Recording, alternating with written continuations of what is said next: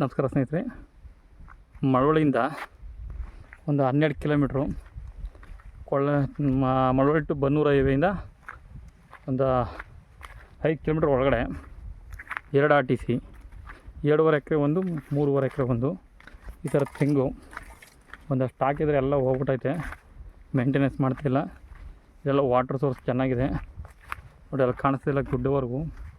ಹಿಂದಕ್ಕೆ ಉದ್ದ ಕಾಣಿಸ್ತೀವಿ ನೋಡಿ, ಎಲ್ಲ ಪೂರ್ತಿ ಬರುತ್ತೆ. ಒಂದು 3 ಎಕರೆ ಖರಾಬಿದೆ. ಸಾಯಿಲ್ ಮಾತ್ರ ಈ ಥರ ಪ್ಯೂರ್ ರೆಡ್ ಸಾಯಿಲು, ಒಳ್ಳೆ ಜಾಗ. 1.5 ಕಿಲೋಮೀಟ್ರ್ ಮಣ್ಣು ರೋಡ್ ಬರಬೇಕು. ಈ ಥರ ಫಸ್ಟ್ ಸ್ಟಾರ್ಟಿಂಗ್ ಎಕ್ಸ್ಟೆನ್ಷನ್ ಹೋಗಿದೆ, ಅದೇನು ತೊಂದರೆ ಇಲ್ಲ.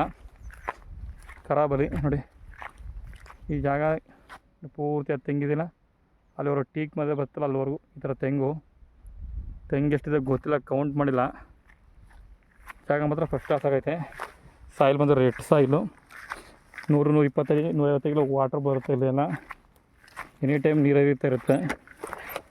ಸೂಪರ್ ಇರೋಂಥ ಜಾಗ ನೋಡಿ. ಈ ಥರದ ಒಂದು ತೆಂಗಿದೆ, ಒಂದು 200-300 ತೆಂಗು ಬರ್ಬೋದು. ಕೌಂಟ್ ಮಾಡಿಲ್ಲ, ಮೇಂಟೆನೆನ್ಸ್ ಮಾಡಿಲ್ಲ. ಅವೆಲ್ಲ ಒಂಬಳ ಕಡ್ತವೆ ಒಂದೊಂದು. ಜಾಗ ಮಾತ್ರ ಫಸ್ಟ್ ಕ್ಲಾಸ್ ಆಗೈತೆ. ಇದು ರಸ್ತೆ, ಇದು ಇಲ್ಲೊಂದು ಹಳ್ಳ ಹರಿಯುತ್ತೆ. ಹಳ್ಳದ ಒತ್ತುವರಿ ನಿಮಗೆ ಪೂರ್ತಿ ಎನಿ ಟೈಮ್ ನೀರು ಹರಿತಾ ಇರುತ್ತೆ. ಹಿಂಗೆ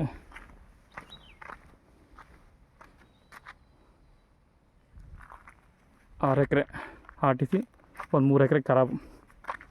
ಜಾಗ ಮಾತ್ರ ಫಸ್ಟ್ ಕ್ಲಾಸ್ ಆಗೈತೆ.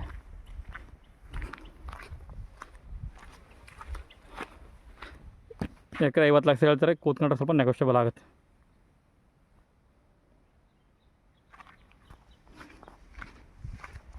ಒಂದು ಒಂಬಳ ಕಚ್ಚವೆ, ಮೇಂಟೈನ್ ಮಾಡ್ತಾಯಿಲ್ಲ.